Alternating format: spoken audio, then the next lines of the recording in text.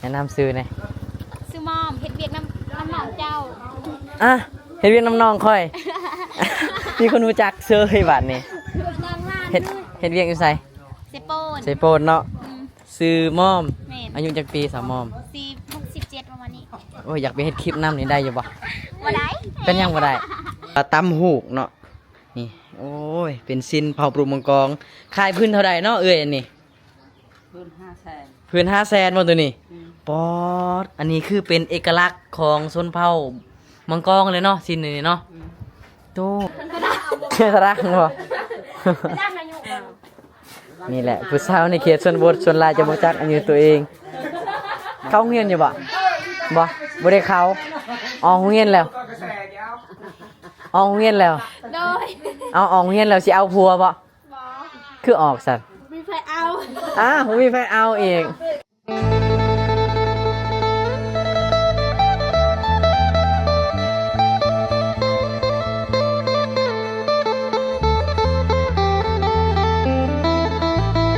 อันนี้คือเป็นน้ำกินของหมู่บ้านเพิ่นเนาะเพิ่นจะเอาแผ่นโซลาร์เซลล์จังซี่เนาะเพื่อดูดน้ำจากขี้ดินขึ้นไปเนาะเบิ่งพี่น้องเพิ่นจะสร้างเป็นอ่างน้ำจังซี่เลยเนาะสุดยอดอหลี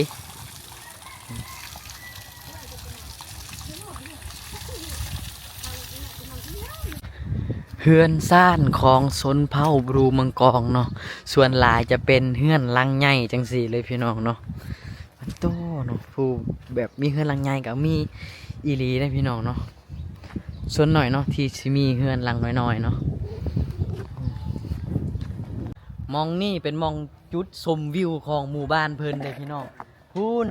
หาท่าเฮาแนมไปทางพูนก็สิเห็นอีกหลายๆหลังคาเฮือนเนาะเบิ่งพี่น้องเนาะถ้าแนมไปทางพุ่นก็จะเป็นบริษัทของจีน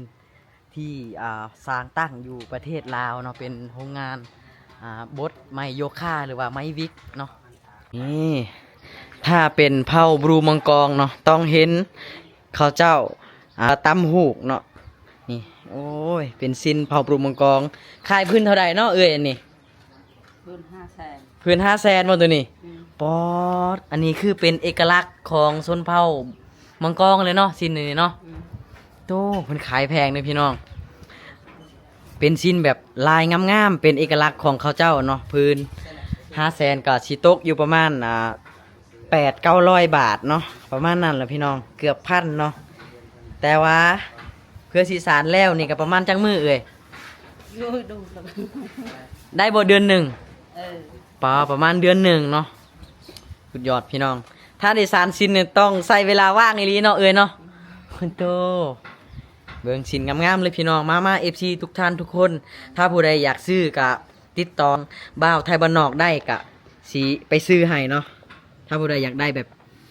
ใส่ผ้าถุงงามๆเข้าวัดเข้าวาก็ได้เด้อพี่น้องอันนี้นะเบิ่งเพิ่นสารงามๆเลยโอ้อันขอถามได้บ่าวคืออยากถามเป็นความรู้จังหน่อยเนาะโซนเผาบรูมังกรแถวนี้เขาเจ้าคือมีเฮือนลังใหญ่ลายลังแท้เป็นเฮือนแปลนลายลังแท้อันนี้นะแมนเขาเจ้าอยู่ทิศกับผู้แล้วก็เจ้าไปหาเงินหาอย่างมันแบบง่ายๆโอ้มันมีเส้นทางคือไม่นี่จะมีแถวหมู่บ้านนี่เนาะและกาเขาเจ้าจะมาตัดเอาเองเวลาเห็นเฮือนเฮ็ดซ่านโอ้ประมาณนี้เนาะสมพอเนาะคือว่าไทยบ้านนอกแนมไปทางใดคือว่าชนเผ่าบรูมังกรนี่จะมีแต่เฮือนลังใหญ่ๆว่าเฮือนลังน้อยๆคือแบบน้อยอีหลีนะสิได้เห็นเนาะโตถือว่าเขตธรรมชาติอยู่ในหมู่บ้านแห่งนี้เขตนี้ยังเป็นอุดมสมบูรณ์เนาะภูผาป่าไม้ยังหลายโอ้สัตว์สาวาสิ่งนี่ก็ยังอยู่บ่บ่ได้ยังปานใดแต่ก็หากินน่ะพอได้อยู่เนาะโอ้ประมาณนี้เนาะเฮาได้ความรู้จากเจ้าถิ่นคือ IK บ้านป่าช่อง YouTube เพิ่นแต่ถ้าผู้ใดอยากเบิ่งวิถีชีวิตสาวเผ่าบรูมังกรอาบน้ำตักน้ำหรือว่าเฮ็ดหยังของวิถีชีวิตของเพิ่นก็ฝากไปรับชมซองเพิ่นได้เพิ่นจะอัปเดตให้พี่น้องรับชมนํกันอีกเนาะบรรยากาศเฮือนซ่านคือแบบเงียบเหงาเนาะเพราะว่าเขาเจ้าออกไปไสออกไปทางให้ทางสวนเนาะฤดูนี่เป็นฤดูเขาเจ้าเฮ็ดเวียกเฮ็ดงานโอ้ ก็เลยคนจะบ่ค่อยได้อยู่เงินอยู่ซ่านพี่น้องถ้าเกิดว่าอยากเห็นคนหลายๆเฮาต้องตื่นแต่เช้าประมาณ 6-7 โมงเนาะเพิ่นก็อาจสิเห็นเจ้าของเฮือนแต่หลังๆเฮือนเนาะ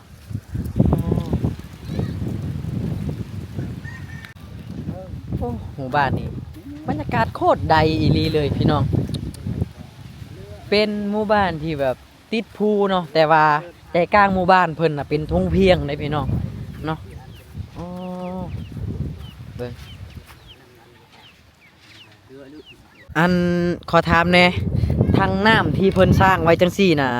เป็นของหมู่บ้านสร้างเองบ่หรือว่ามีโครงการช่วยเหลือนำโครงการช่วยเหลือเนาะโอ้อันนี้ก็ดีพี่น้องเนาะโครงการเพิ่นได้ซอยเหลือเพราะว่าหมู่บ้านอยู่ในหมู่บ้านนี้ถ้าเกิดบ่มีน้ำจังซี่เขาเจ้าตะกี้เขาไปตั้งอยู่ไสตอนที่ยังบ่มี ไปตักน้ำห้วยหรือว่าน้ำซี โอ้ตะกี้นะเขาเจ้าจะกินน้ำเซเลยโอ้แต่ตอนนี้ทางโครงการหรือว่าบริษัทได้หนึ่งสงสารบอหรือว่าหยังเนาะเขาก็เลยมาสร้างน้ำเป็นทางให้จังสีเนาะเพื่อนสร้างเฮิงเลยบ่นี่ ปีปลาย ปีปลายแล้วเนาะโอ้แสดงว่าถ้าเฮ็ดให้หมู่บ้านได้กินสบายเลยเนาะหรือว่าอาบก็ได้ที่อยู่นี่กันเนาะ เป็นยังก็ได้ โอ้ได้ พักมัน ถือว่าดีพี่น้องเนาะเฮ็ดให้หมู่บ้านเพิ่นก็จะได้สะดวกสบายทางวิถีชีวิตของเพิ่นแน่เนาะอันนี้เป็นหมองตักน้ำของหมู่บ้านเพิ่นเนาะโอ้เพิ่นจะใส่เป็นท่อจังซี่เลย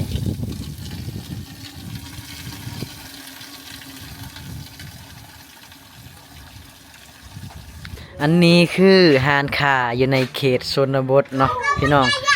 นี่เนาะเพิ่นจะมีการขายหลายอย่างอยู่ในพี่น้องเนาะเพราะว่าจะเป็นเกลือเป็นนัวเนาะของกินหลายอย่างเนาะ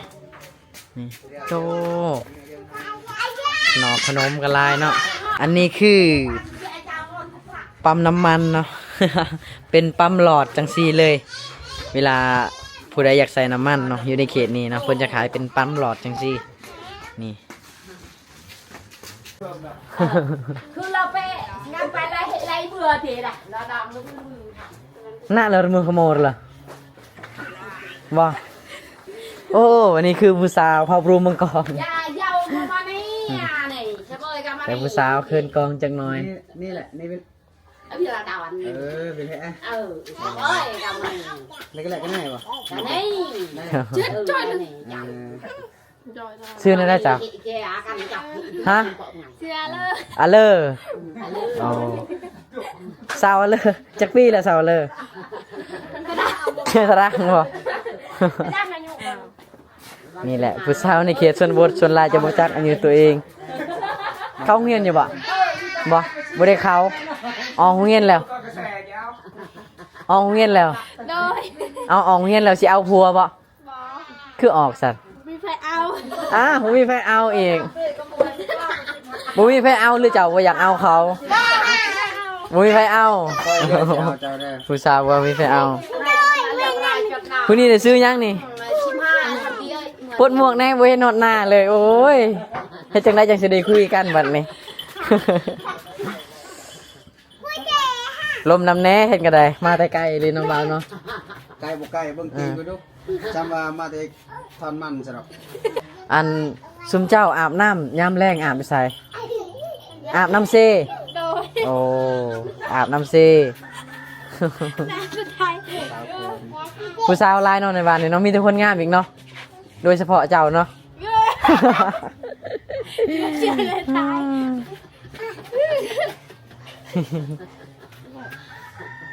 ลานจะบ่แม่เฒ่าโอ้ยลานก็เป็นตาหักตาแพงคือแม่เฒ่าเนาะอืมแม่เฒ่าตอนเป็นผู้สาวก็คือสิงามคักเนาะ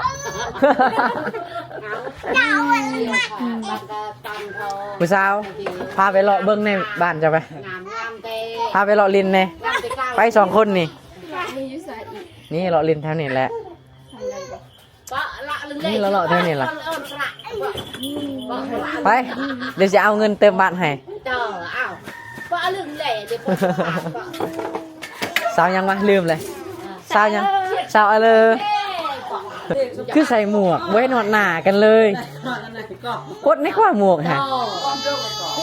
ไป แม่นบ่เห็นหน้านี่เห็นแต่หมวกเนาะ เห็นแต่หน้า เขาเจ้าก็อยากเบิ่งผู้สาวเนาะบ่ได้อยากเบิ่งหมวกโอ้ย มันเป็นจะเบิ่งผมเนาะ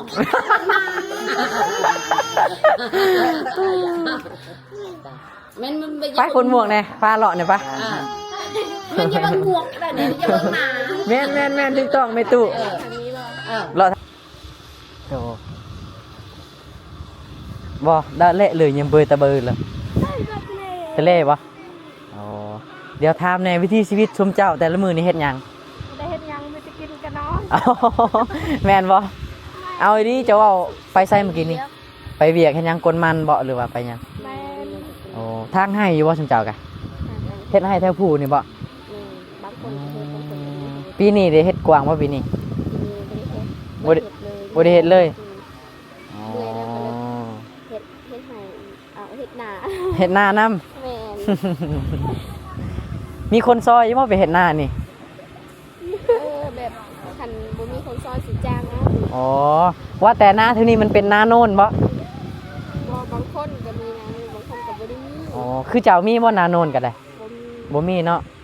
แต่บางคนมีหน้าโน่นก็ดำได้บ่หน้าโน่นก็ มีจักเนาะ อ๋อไปสาวด้วนพาไปเลาะชมบรรยากาศหมู่บ้านแหน่เช้ายังก่อนเช้าเลยเช้าดูลืมตลอดเว้ย คิดหลายเลยคนคิดหลายมันลืมอ่ะมันลืมไม่ สาวอะเลอลืมตลอดเบิ่ง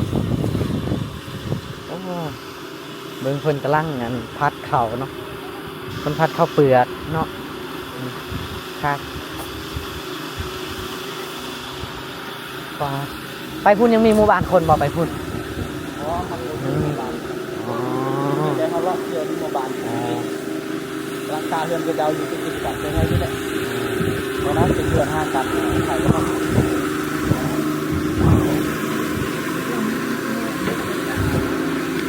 คืออายมาเทื่อแรกนี่กินมะม่วงบ่ได้บ่ โดย มันคล้ำหรือว่าจังได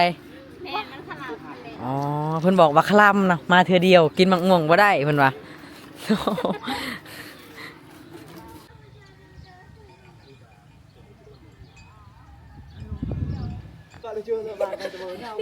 วิธีเผามังกรเนาะเพิ่นบอกว่า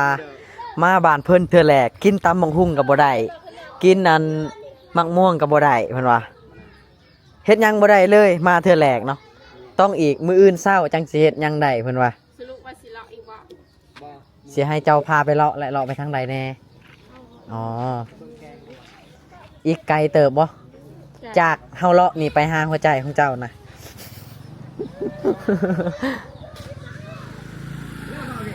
ตั้งยาว เจ้าแนะนำซื้อหน่อย ซื้อมอมเฮ็ดเวียกน้ำหนองเจ้า อ่ะเฮ็ดเวียกน้ำน้องค่อย มีคนรู้จักซื้อให้บัดนี้ นางร้าน เฮ็ดเวียกอยู่ไส